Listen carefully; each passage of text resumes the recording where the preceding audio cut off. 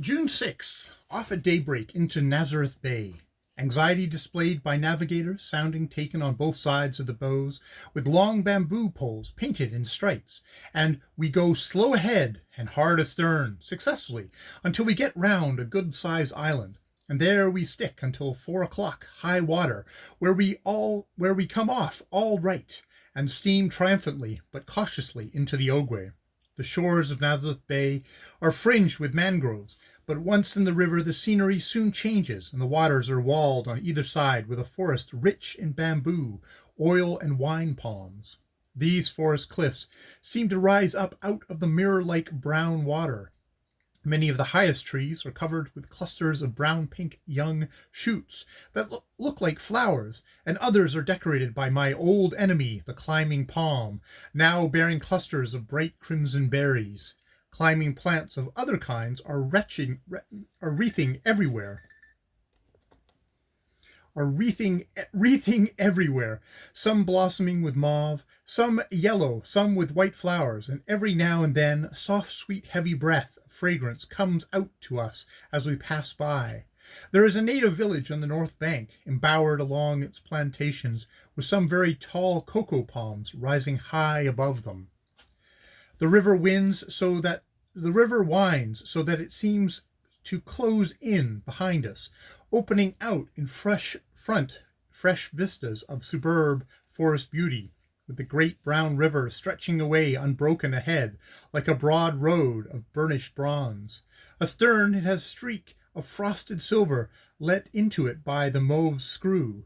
Just about 6 o'clock we run up to the Falaba, the Mauve's predecessor in working the Ogwe, now a hulk used as a depot by Hatton and Cookson. She is anchored at the entrance of a creek that runs through to the Fernan Vaz. Some say it is a 6-hour run, others that it is an 8-hour for a canoe. All agree that there are plenty of mosquitoes. The Falaba looks grimly picturesque, and about the last spot in which a person of a nervous disposition would care to spend the night.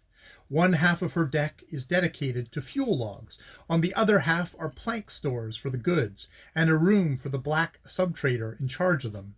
I know that there must be scorpions which come out of those logs and stroll into the living room, and goodness only knows what one might not fancy would come up the creek or rise out of the floating grass or the limitless looking forest. I am told that she was a fine steamer in her day, but those who had charge of her did not make allowances for the very rapid rotting action of the Ogwe water, so her hull rusted through before her engines were a quarter worn out, and there was nothing to be done with her then but to put a lot of concrete in and make her a depot, in which state of life she is very useful, for during the height of the dry season the Mauve cannot get through the creek to supply the firm's Vernan Vaz factories. Subsequently I heard much of the Falaba, which seemed to have been a celebrated, or rather notorious vessel.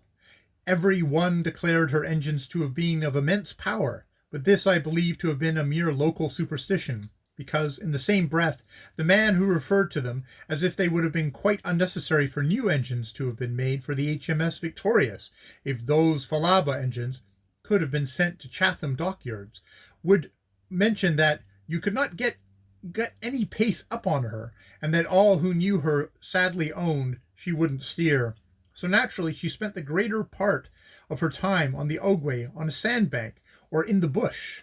All Western African steamers have a mania for bush, and the delusion that they are required to climb trees. The Falaba had the complaint severely because of her defective steering powers, and the temptation the magnificent forest, and the rapid currents, and the sharp turns of the creek district offered her. She failed, of course. They all failed, but it is not for want of practice. I've seen many West Coast vessels up trees, but never more than 15 feet or so. The trade of this lower part of the Ogwe, from the mouth of the Lembarene, as a matter of 130 miles, is almost nil. Above the Lembarene, you are in touch with the rubber and ivory trade.